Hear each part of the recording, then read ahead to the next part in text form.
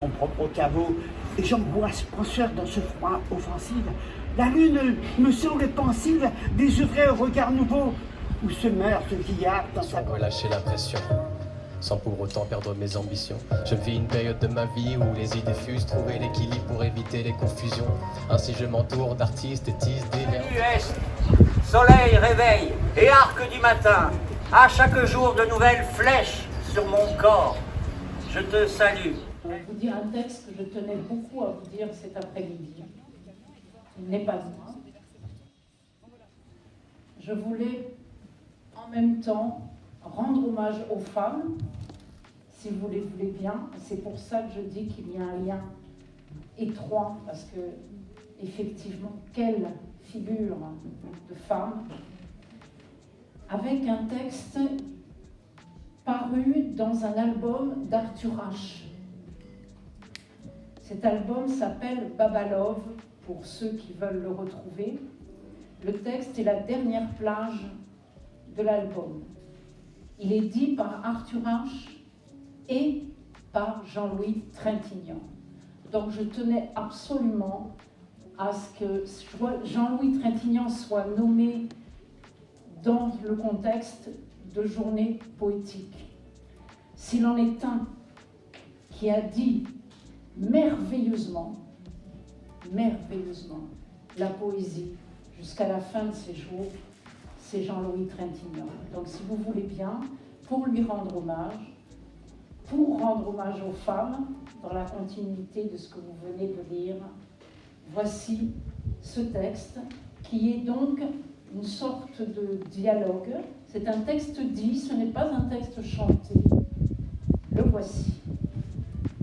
Nous sommes partis dans la forêt, là-haut, où ça grimpe, guidés dans un sentier de lumière, par les oiseaux et par le vent. On a découvert une clairière à flanc de colline, face au soleil. On s'est allongé dans l'herbe. On a fermé les yeux. Mais juste avant de s'endormir, elles sont apparues. Des femmes dansantes, blanches, des étincelles vives, nombreuses, un enchantement manifeste, un délire certain. Je respirais l'ombre de leur parfum. Je ne pouvais pas les toucher.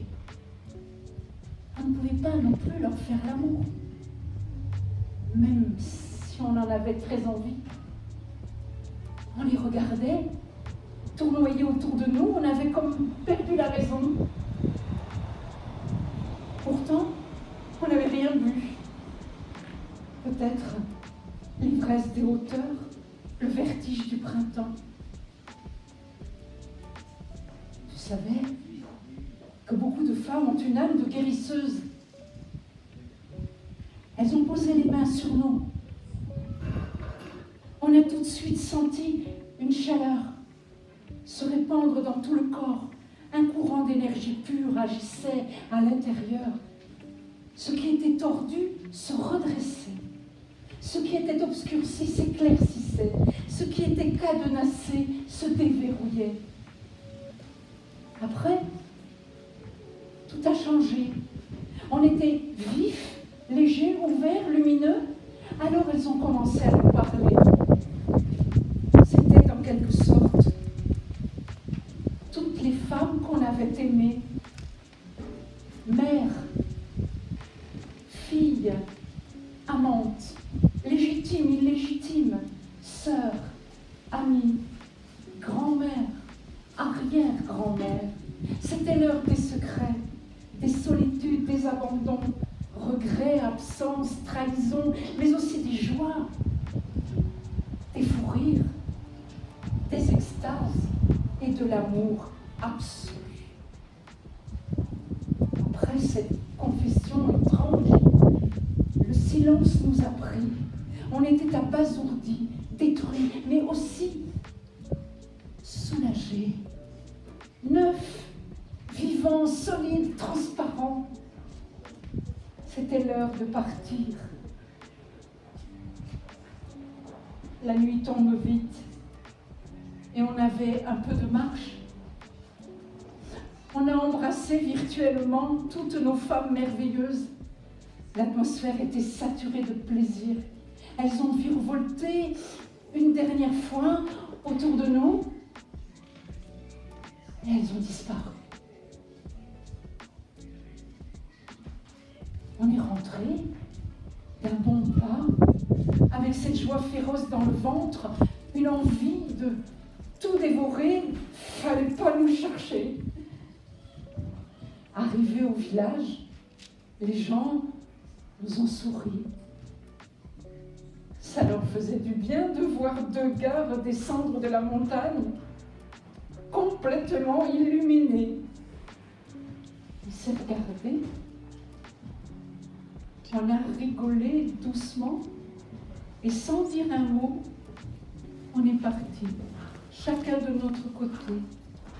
Il y avait tout à faire, à rêver, à construire, mais maintenant, c'était plus facile. Elles étaient là, avec nous. Beijo, beijo de magoa, beijo de saudade,